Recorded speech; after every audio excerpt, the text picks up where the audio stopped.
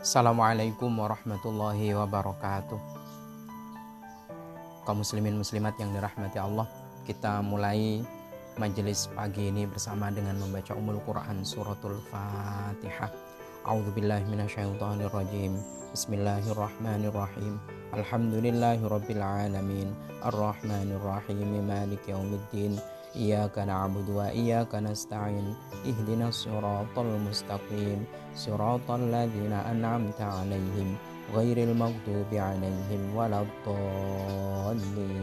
Amin. Bismillah walhamdulillah. Tsummas salatu wassalamu ala Rasulillah habibina wa qudwatina Muhammad ibn Abdillah wa ala alihi wa ashabihi wa mawalah wa man tabi'alah ila yaumil qiyamah. Wa ba'dah.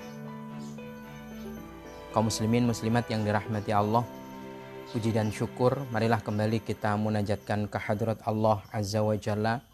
Pagi ini hidayah dan taufiknya kembali memampukan kita untuk bersilaturahim di majelis virtual ini guna untuk menambah wawasan kita, membuka cakrawala pengetahuan kita tentang syariat yang Allah Subhanahu wa taala amanahkan kepada Nabi Muhammad SAW untuk dibumikan. Dan kita bersama-sama dituntun dengan lembut oleh Allah Subhanahu wa taala untuk menambah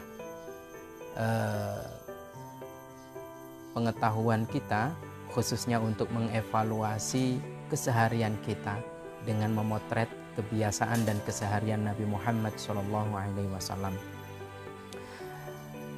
Semoga keberkahan dan rahmat yang Allah limpahkan juga melimpah ruah utuh atas kita dan keluarga kita di rumah.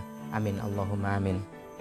Salawat dan salam mari bersama kita sanjungkan atas Nabiuna Muhammad sallallahu alaihi wasallam, juga atas keluarganya, para sahabatnya, serta semua pengikut setianya hingga akhir zaman nanti. Bismillahirrahmanirrahim. Kita sampai di hadis ke-14 di bab adab-adab Islam, kitab Bulughul Maram. Kalau di kitab Bulughul Maramnya nomor urut hadisnya 1480. Nomor urut di kitab Bulughul Maram 1480, sedangkan di bab adab-adab Islam itu nomor urut 14. Bismillahirrahmanirrahim. Wa ani bin Umar, dan diceritakan dari sahabat Ibnu Umar radhiyallahu, semoga meridhoi Allah anhuma darinya. Qala, ia berkata, qala bersabda Rasulullah sallallahu alaihi wasallam, Rasulullah sallallahu alaihi wasallam bersabda, la yanzuru, tidak akan melihat Allah ilaman, terhadap seseorang jarro, yang menurunkan sampai ke tanah thawbahu, pakaiannya, khuyala'a, yang didorong oleh kesombongan. Muttafaqun alaih, hadis riwayat Imam Bukhari dan Imam Muslim. Kaum muslimin muslimat yang dirahmati Allah, hadis ini memberikan gambaran kepada kita etika berpakaian. Artinya Nabi SAW itu juga manusia yang kolot terhadap penampilan. Nabi SAW itu sangat stylish. Beliau juga sangat-sangat memperhatikan penampilan. Namun cara beliau berpenampilan selalu dan pasti diridhoi Allah Subhanahu wa taala. Karena tidak pernah lepas dari bimbingan Allah Subhanahu wa taala. Nah, satu sisi bahwa Nabi itu juga memperhatikan tentang fashion. Di sini Nabi Shallallahu alaihi wasallam menyebutkan, hati-hati orang yang menurunkan pakaiannya hingga nempel tanah, apakah itu pakaian yang melekat di separuh badan ke bawah, ataukah pakaian yang melekat mulai badan ke bawah. Maka barang siapa melakukan itu, dorongannya apa tujuannya? Tujuannya karena sombong, khuyala. Maka seperti inilah orang yang tidak dilihat oleh Allah Subhanahu wa taala nanti di akhirat. Mungkin dia selamat dari neraka. Mungkin dia masuk surga. Tapi Allah Subhanahu wa taala ogah melihatnya. Maka ada dua hal yang perlu kita perhatikan. Jangan pincang dalam memahami ini. Pertama, perilaku menurunkan pakaian hingga ke tanah, ngelengserehno kata orang Jawa, itu dorongannya. Yang kedua, lihat dorongannya. Apa yang mendorongnya? Kalau yang mendorongnya adalah kesombongan, inilah yang dimaksud dalam hadis ini. Artinya praktek keseharian kita, kalau kita mengenakan pakaian, pakaiannya itu melampaui mata kaki lalu nyentuh tanah, tujuannya atau nawaitunya adalah gagah-gagahan, menunjukkan status sosial. Ini adalah orang yang high class gitu. Orang kelasnya itu memang menengah ke atas. Ini yang tidak dikehendaki oleh Nabi SAW.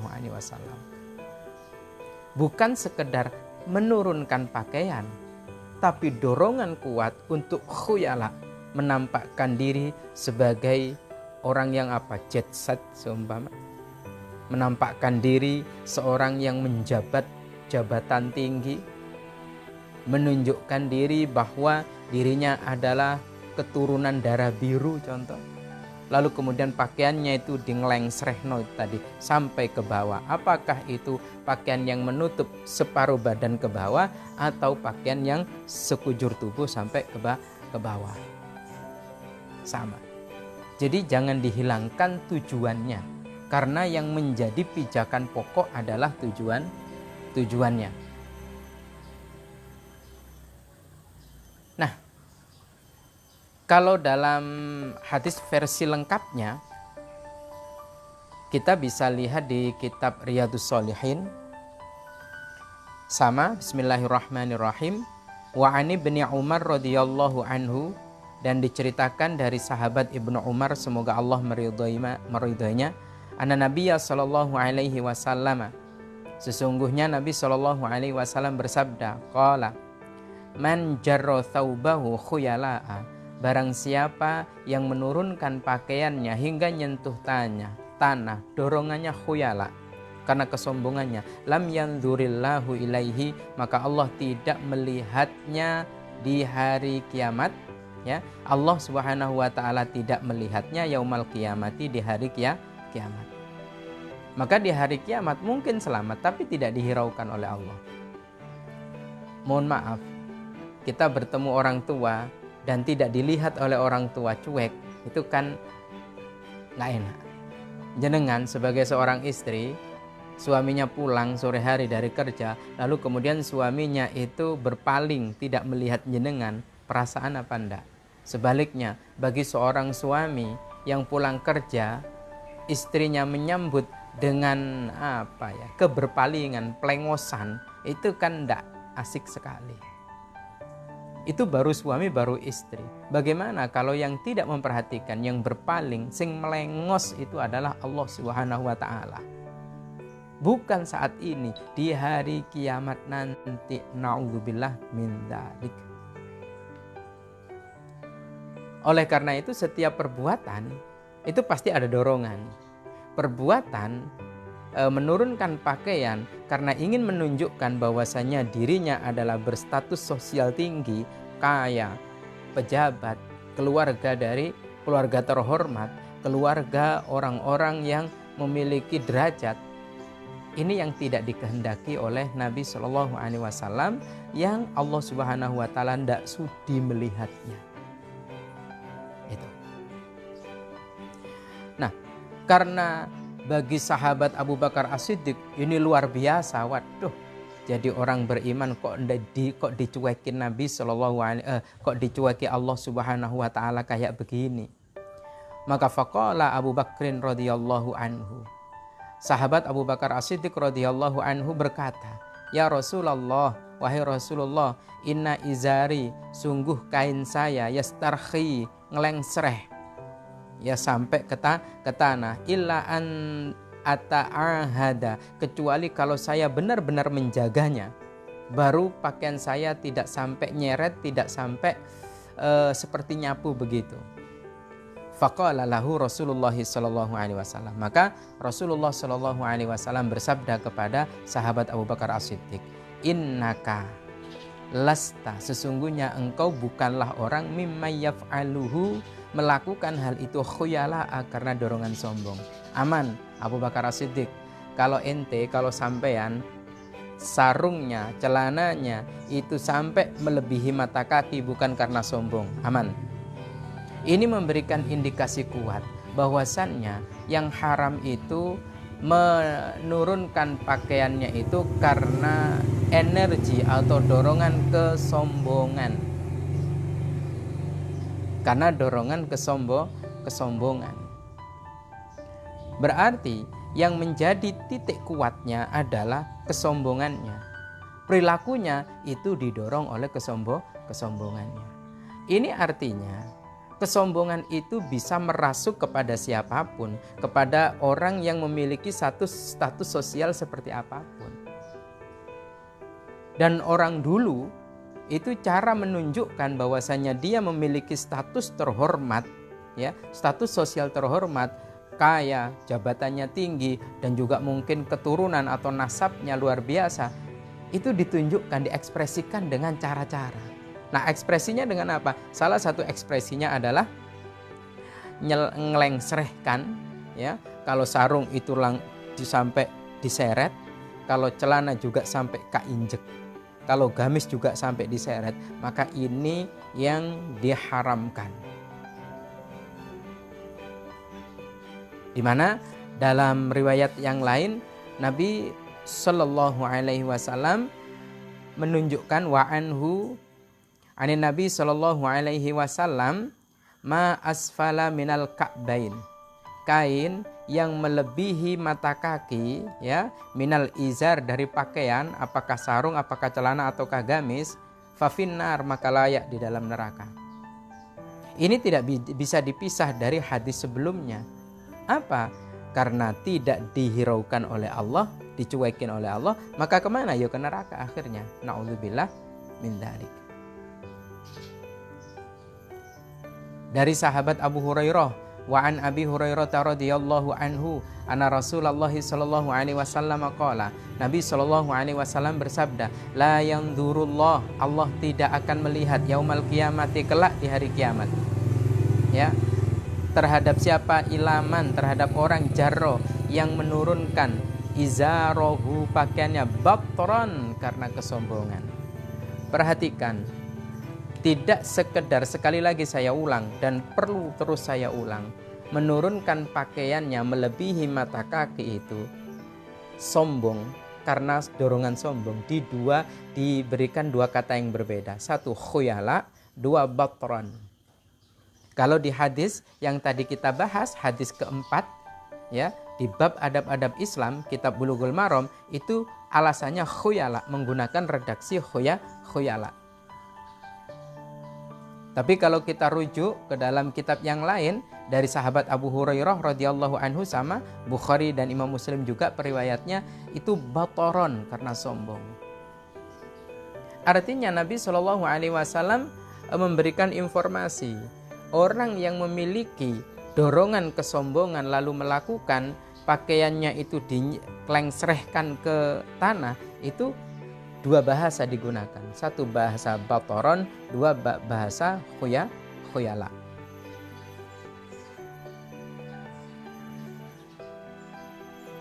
Maka bagaimana sekarang praktek di keseharian di masyarakat sekitar kita? Nah, saling jaga hati.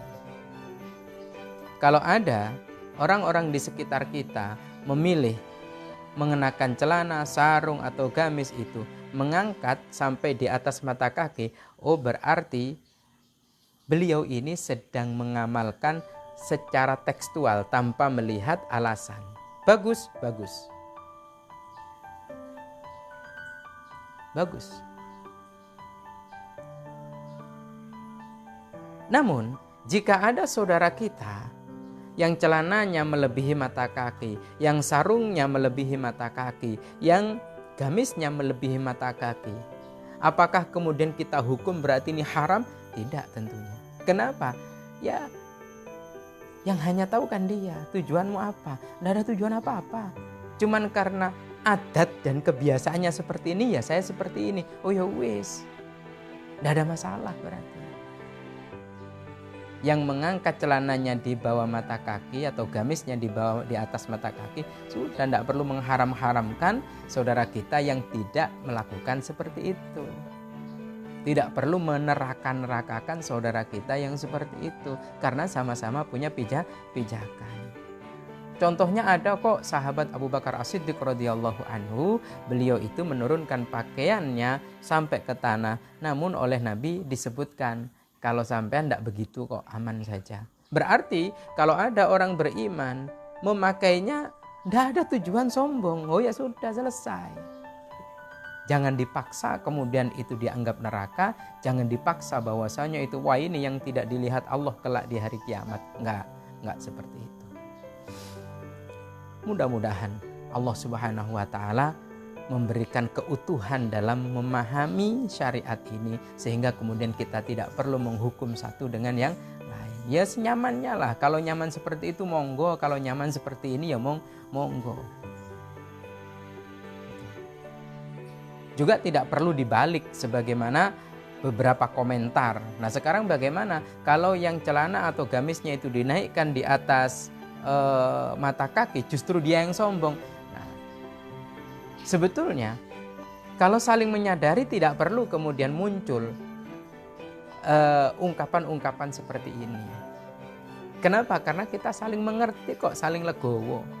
Bahwasanya ini ada beda pendapat. Sebagian pendapat mengatakan secara mutlak haram. Oh ya silahkan pegang, tidak masalah. Tapi pendapat yang lain dengan dasar-dasar yang valid juga mengatakan oh tidak masalah. Maka permasalahannya sekarang ada di sombongnya.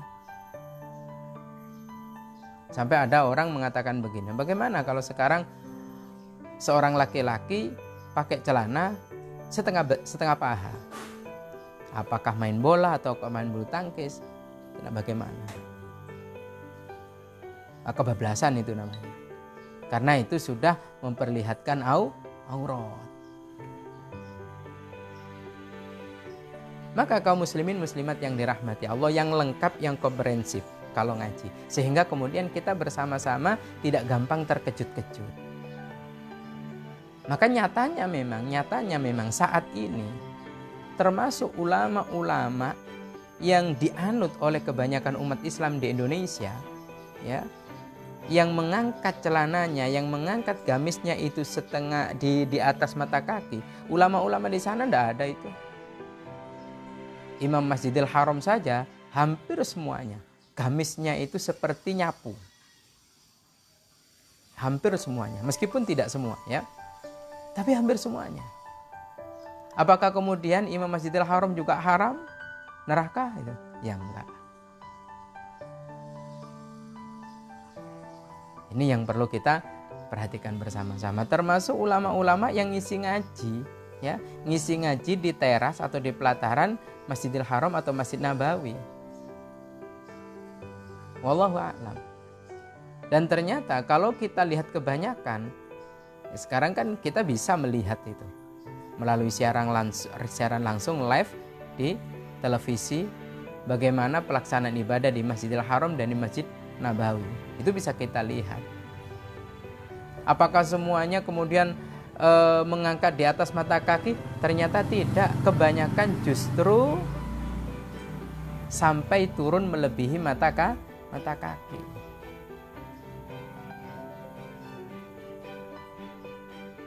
Kenapa? Karena itu sudah tidak menjadi titik tekan lagi. Yang menjadi titik tekan adalah hatinya, sombong apa enggak itu. Jadi kalau kita merujuk kepada budayanya ya seperti itu. Maka Bapak Ibu sekalian yang dirahmati Allah, mari kita bersama-sama untuk mulai belajar menyadari bahwa orang yang tidak sama dengan diri kita itu belum tentu salah. Khususnya dalam hal pakaian.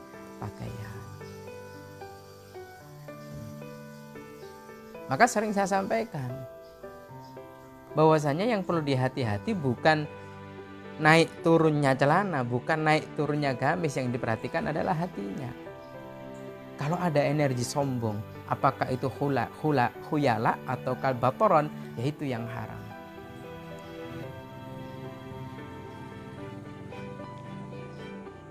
Nah, maka tidak perlu adanya hukum menghukum, tidak perlu adanya paksa memaksa. Ya kalau memang itu guru di sekolah, ya sudahlah, pakaianlah seperti kebanyakan orang. Kalau di rumah, nah monggo kerso.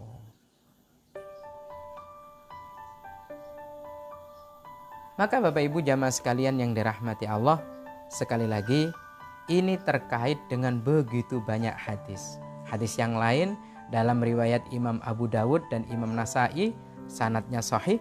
Wa ani bin Umar, dan diceritakan dari sahabat Ibnu Umar, semoga Allah meridhoinya, ani Nabi SAW, dari Nabi SAW, al-isbalu, ya menurunkan pakaian, ya fil izari, dalam masalah pakaian, sarung, wal komisi, dan juga gamis, wal imamati, dan serban, gamis yang lengsreh, celana yang lengsreh, sarung yang lengsreh, atau bahkan imamahnya, serbannya yang dikalungkan itu panjang sampai ngelengsreh.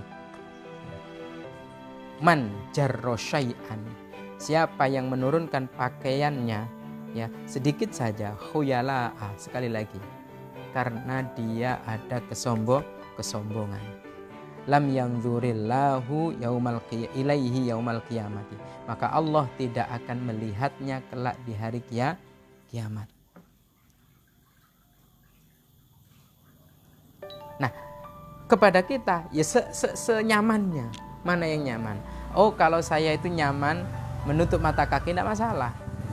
Kalau saya itu nyaman di atas mata kaki, monggo kerso. Itu.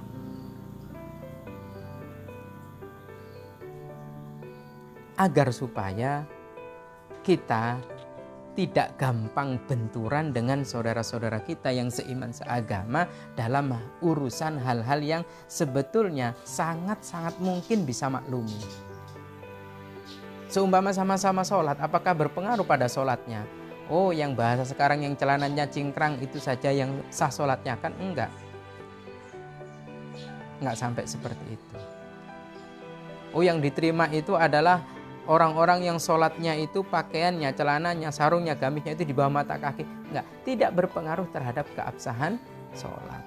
Juga tidak terpengaruh terhadap keabsahan akidah. Juga tidak termasuk kepada tidak berpengaruh kepada ibadah-ibadah yang lainnya. Kalau cingkrang enggak sah puasanya gitu kan? Enggak juga. Kalau enggak cingkrang batal wudhunya, enggak juga. Maka kaum muslimin muslimat yang dirahmati Allah, bagi ibu-ibu kaum muslimat yang dirahmati Allah, bagaimana suami jenengan? Karena ini adalah khusus bagi kalangan laki-laki. Bagi ibu-ibu tidak masalah, ngelengsrehkan pakaiannya itu sampai ke lantai, tidak ada masalah. Yang penting satu, jangan keinjek gitu, atau nginjek punya orang, itu akan jadi masalah. Gitu. Nah, sekali lagi kalau kita berkiblat, berkaca kepada kaum muslimin mayoritas di Arab Saudi, rupanya tidak peduli itu memang. Tidak peduli apakah gamisnya itu ngelengsar. Ya sudah, karena itu kesehariannya seperti itu. Yang bermasalah kalau sombongnya. Apakah khuyala ataukah batoron, bahasa lainnya. Maka semoga Allah Subhanahu wa taala sekali lagi setelah memahami, Allah membuka cakrawala keilmuan kita, sehingga kemudian kita tidak difanatikan oleh satu komentar dan ajakan, tapi kita kembali kepada dalil-dalil yang ada.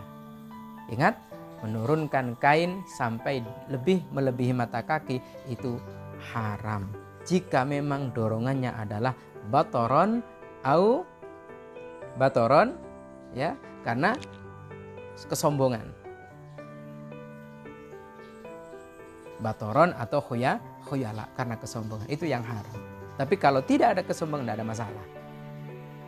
Maka silahkan pilih. Jangan menilai orang lain. Dalam hal ini pilihlah pilihan sendiri.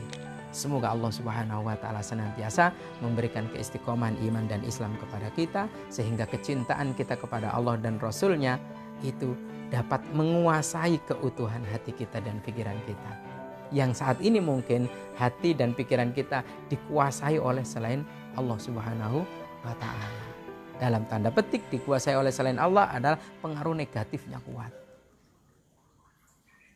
Sementara pengaruh positifnya itu lemah. Semoga bermanfaat. Demikian sedikit yang dapat saya sampaikan. Wallahu a'lam bishawab. Kita akhiri bersama dengan doa kafarah majelis dan hamdalah. Subhanakallahumma bihamdik asyhadu an la ilaha illa anta astaghfiruka wa atubu ilaik walhamdulillahirabbil alamin. Wassalamualaikum warahmatullahi wabarakatuh.